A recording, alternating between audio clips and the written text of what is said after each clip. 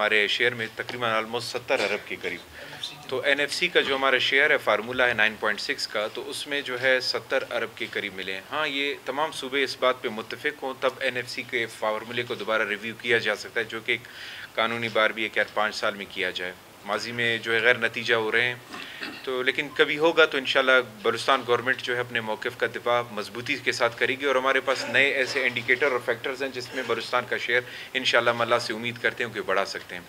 जहाँ तक अब जी हम लॉ एंड ऑर्डर की जहाँ तक आपने बात की, लॉ एंड ऑर्डर का सीएम साहब मेरे ख्याल से पहले दिन से ही कह चुके हैं कि बलूचिस्तान के इशू को कि हम डायलॉग के ज़रिए हल करना चाहते हैं। लेकिन उनके पहले दिन की स्पीच, बल्कि हर स्पीच में वो हमेशा डायलॉग को फ़रोग़ देने की बात करते हैं, लेकिन वो साथ साथ ये भी कहते रहे हैं कि डायलॉग करें हम किसके साथ करें।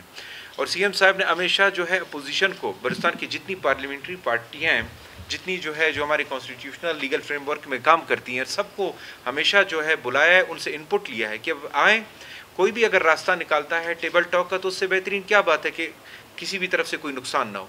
लेकिन अब बलूचिस्तान के हालात इस तरह हो चुके हैं कि वहाँ पे आपको काइनेटिक नॉन काइनेटिक दोनों अप्रोचेस की ज़रूरत है। नॉन काइनेटिक में ये है कि ये जो इनिशिएटिव्स अभी गवर्नमेंट ने उठाई हैं, ये जो अभी जिक्र कर रहे थे मीर ज़हूर जान साहब और शाहिद रिंद साहब, जिसमें जो है स्ट्रेटेजिक प्रोजेक्ट्स हैं, डीसीसी हैं,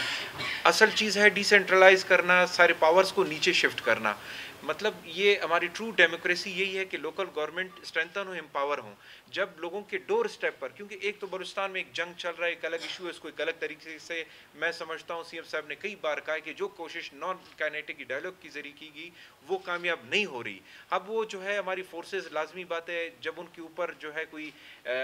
मुसल्लत होगा, कोई दहशतगर्दी करेगी तो वो अपना रिटेलिएशन अच्छी तरह शो करना जानती है। एसडीजीज जो ये गोल्स हैं, ये यूएन ने पूरी दुनिया में सेट किए हैं, और इसी से जो है हम अपने एक्वा कल्चर को, हम अपने एजुकेशन रिलेटेड, हम अपने हेल्थ रिलेटेड सारी चीज़ों को इसी के पैरान में देख रहे हैं और इसी को आगे बढ़ा रहे हैं। तो ये उसी सांचे में जो हम इसको इंशाल्लाह आगे बढ़ावा देंगे। मैंने यही बात की लॉ एंड ऑर्डर की, दोबारा इस पर करूँगा कि इस पर तमाम बलूचिस्तान की पार्टीज़ को मुत्तफिक होना चाहिए। और ये जो प्रोग्राम दिया गया है, इसको ताकि मैं भूल ना जाऊँ, ये डीसीसी और ये जो लोकल काउंसिल फाइनेंस कमीशन के ज़रिए जो डिस्ट्रीब्यूशन होगा फंड्स का, जो 35 अरब रुपए रखे गए हैं, और ये जो स्ट्रेटेजिक प्रोजेक्ट्स हैं, ये डायरेक्टली जाएंगे जो है अजला में और डिप्राइव्ड। इसमें आप देखें माशकिल, अब माशकिल वाशुक डिस्ट्रिक्ट में आता है, अपोजिशन का एरिया, मगर 25 अरब रुपए का एक प्रोजेक्ट है।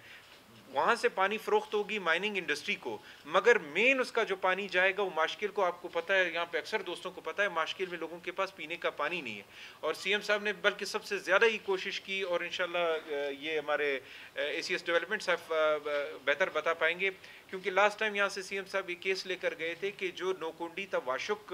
माशकिल सड़क है उसके लिए पैसा रखा जाए और वहाँ से पंजगूर के लिए रखा जाए। तो ये हमारी गवर्नमेंट ये नहीं देख रही कि कौन अपोजिशन है कौन गवर्नमेंट है, कोशिश यही हो रही है कि जो डिप्राइव्ड एरिया है उनको जो है कंसीडर किया जा सके। अब इतना जो है आप